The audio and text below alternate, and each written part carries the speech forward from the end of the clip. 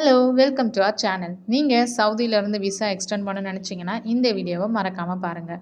சவுதியில் first 3 months visa ஆன்லைனில் நீங்கள் எக்ஸ்டெண்ட் பண்ணிக்கலாம். அதுக்கப்புறமும் சவுதியிலே இருக்கணும்னு நினச்சிங்கன்னா கண்டிப்பாக பார்டர் கிராஸ் பண்ணி போயிட்டு தான் வந்தாகணும். ஒரு சில ஏஜென்சிஸ் மூலயமா பக்கத்தில் இருக்க கண்ட்ரிக்கு போயிட்டு வந்துடலாம். பஸ்லேயே ட்ராவல் பண்ணிட்டு பார்டர் கிராஸ் பண்ணிவிட்டு அகைன் உள்ளே வந்துடலாம். ட்ரிப் போகும்போது குழந்தைங்களோட போகிறீங்கன்னா வீட்டிலேயே எதுனா சாப்பாடு செஞ்சு எடுத்துகிட்டு போயிடலாம். நான் இன்றைக்கி புளி சாதம், தக்காளி தொக்கு, சப்பாத்தி, இட்லிலாம் செஞ்சு எடுத்துக்கிட்டேன். சாப்பிட பஸ் ஸ்டாப் பண்ணுவாங்க அங்கே இங்கேன்னு. பட் நம்ம பசங்களுக்கு எந்த டைம் பசிக்கும், எப்படி அடம்பிடிப்பாங்கன்னு தெரியாது இல்லையா? ஸோ முன்னாடியே நம்ம ப்ரிப்பேர் பண்ணி வச்சுக்கலாம். ஸ்நாக்ஸும் கண்டிப்பாக வாங்கி வச்சுக்கோங்க. ஃப்ரூட்ஸும் மறக்காமல் எடுத்துக்கணும். ஆஃப்டர்நூன் போல் பஸ் எடுத்துகிட்டு லஞ்சு, டின்னர், பிரேக்காகலாம் ஹோட்டலில் 1/2 அன் ஹவர் போல் நிறுத்தினாங்க. பஸ்ஸில் லாங் டைம் ட்ராவல் போகிறதுனாலே நெக் பேண்ட், வாட்டர் பாட்டில்லாம் கண்டிப்பாக எடுத்துக்கோங்க.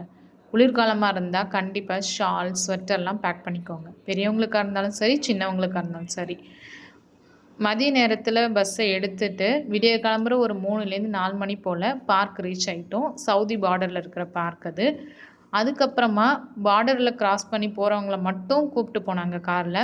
இக்காமா இருக்கிறவங்கள பார்க்லேயே வெயிட் பண்ண வைப்பாங்க. பார்டர் கிராஸ் பண்ணுறவங்க குழந்தைங்களோட போகிறீங்களா இருந்தால் ஹேண்ட்பேக்கில் ஸ்வெட்டர், ஸ்நாக்ஸு, பாஸ்போர்ட்ஸ் கண்டிப்பாக எடுத்துகிட்டு போயிடணும்.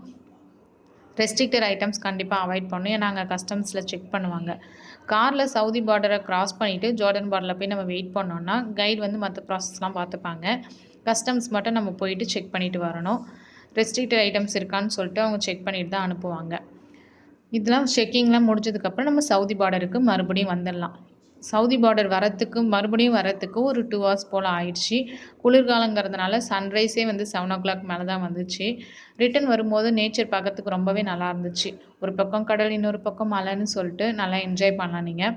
பார்க்கில் வந்து நம்ம ஜாலியாக விளையாடலாம். இது குளிர்காலங்கிறதுனால விளையாட முடியல. இதுவே சம்மர் சீசனாக இருந்தால் ஃபேமிலியோட செம்மையாக என்ஜாய் பண்ணலாம். பிரேக்ஃபாஸ்ட் முடிச்சுட்டு நம்ம கிளம்பிட்டோம் மறுபடியும். லாஸ்ட் இயர் போனப்போ பஸ்ஸில் ஒய்ஃபை சார்ஜிங் ஆப்ஷன்ஸ்லாம் இல்லாமல் இருந்துச்சு. இந்த டைம் இருந்துச்சு. ஸோ சார்ஜரும் மறக்காமல் கொண்டு போயிடுங்க. ஃபீஸ் பார்த்தீங்கன்னா ஒரு ஆளுக்கு 250 ரியால் போல் சார்ஜ் பண்ணாங்க. இக்காமா இருக்கிறவங்களுக்கு வந்து 150 ரியால்.